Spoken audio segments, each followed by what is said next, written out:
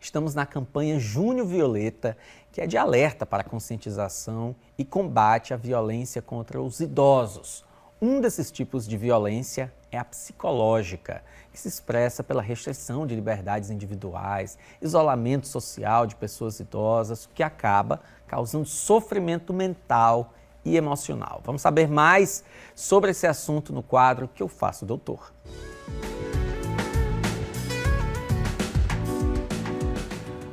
O médico psiquiatra Vicente Gomes, que é geriatra, também conversa com a gente hoje sobre esse assunto. A gente conversou mais cedo com a delegada do idoso.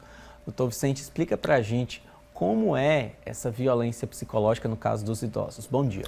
Bom dia, Felipe. Bom dia a todos. Estamos diante aí de uma violência grave que tem repercussão séria, porém aquela violência silenciosa, às vezes até invisível, né, Felipe? Aquele idoso, às vezes, quando sofre uma violência física, ele tem aquela marca na pele que passa alguns dias e desaparece. Mas aquela violência psicológica, emocional, acaba permanecendo, né? Faz com que aquele idoso tenha uma autoestima baixa, faz com que ele fique nervoso, ansioso, pode mexer no seu apetite, no seu padrão de sono, tá? Ele carrega aquilo para a noite, então fica pensativo, aí pode levar até a quadros depressivos. A gente está falando sobre brigas, sobre falar alto, sobre xingamentos. A gente está falando de quê?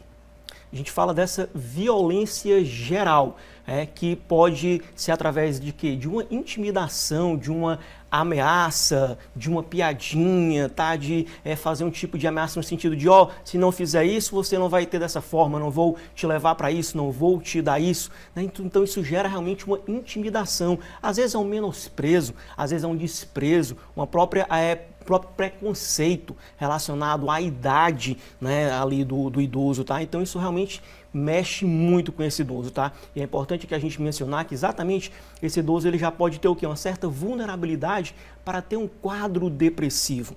E aí, onde a gente precisa falar no risco de suicídio, que o risco de suicídio no idoso ele é maior do que no jovem, tá? O jovem, ele tenta mais, o idoso, ele é mais letal. E aí a família observar, as pessoas de fora observar a alteração de comportamento, porque se tiver com essa mudança, aquele idoso que está com comprometimento da aparência, está perdendo peso, o idoso ele queixa de tem muita queixa física no quadro depressivo. Então observar, porque precisa de um tratamento para a gente evitar aí uma tragédia.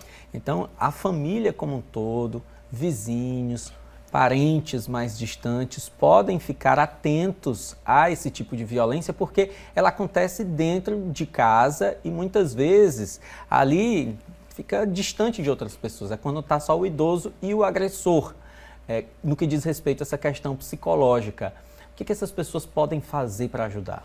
Isso, e principalmente também é importante a gente deixar claro aqui que às vezes o próprio agressor ele não tem aquela consciência daquela violência psicológica. Às vezes é um cuidador que está estressado, que passa o dia com aquele idoso, que às vezes passa a noite, nem consegue dormir bem, então já está super estressado, já tem algum problema, pressão alta, diabetes, então aquilo já gera realmente uma relação muito conflituosa, tá? Então às vezes ele nem percebe. Então a pessoa que está de fora, às vezes até um profissional de saúde, da atenção básica, que vai lá consultar aquele idoso, de repente aquele idoso está cabisbaixo, né, está falando pouquinho, está com queixa de prejuízo de memória, mas que você observa que não é a memória, não é o problema, muita queixa física, frequência de ida ao posto de saúde com queixas que não excedem ao tratamento medicamentoso. Então observar, de repente chamar ali a equipe, o serviço social para fazer uma visita naquele domicílio do idoso, para que possa realmente saber o que é que está acontecendo e de repente conversar com o cuidador, conscientizar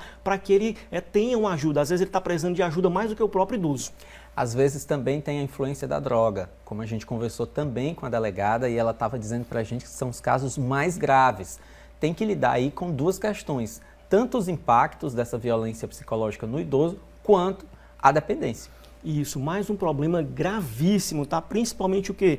Quando aquele idoso convive com um dependente químico, né, que já está no processo aí de crônico de uso de droga, que já é violento, tá? Que aquele idoso já depende afetivamente, emocionalmente daquela pessoa. E às vezes até aquela pessoa que está convivendo começa a utilizar algumas substâncias também, às vezes, para conviver, para lidar com aquele estresse diário ali do idoso. Então, conscientizar, preparar a população, a sociedade, educar para que tenha esse convívio mais saudável. Agora vamos também tornar o idoso, na medida do possível, o mais ativo e protagonista possível. O que a gente pode dizer para o idoso que está nos assistindo para que ele possa tomar posse aí, de fato, da vida dele, para que ele possa, se for o caso, fazer denúncias à polícia, para que ele possa procurar ajuda de um psicogeriatra, de um psicólogo, psiquiatra, para que ele possa mudar isso? O que é que ele pode fazer?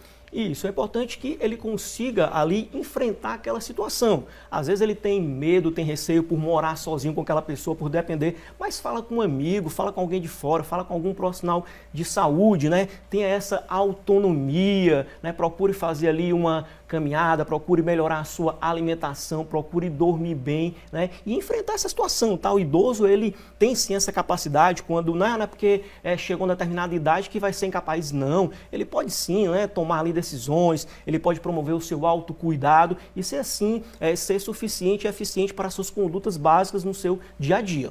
E pedir ajuda sempre que necessário, seja um profissional de saúde, seja a polícia ou a parentes mais distantes, para que você não sofra esse tipo de situação. O médico psiquiatra Vicente Gomes, psicogeriatra, sempre aqui conosco. Muito obrigado. Eu que agradeço a oportunidade, sempre uma semana abençoada e iluminada a todos. Amém.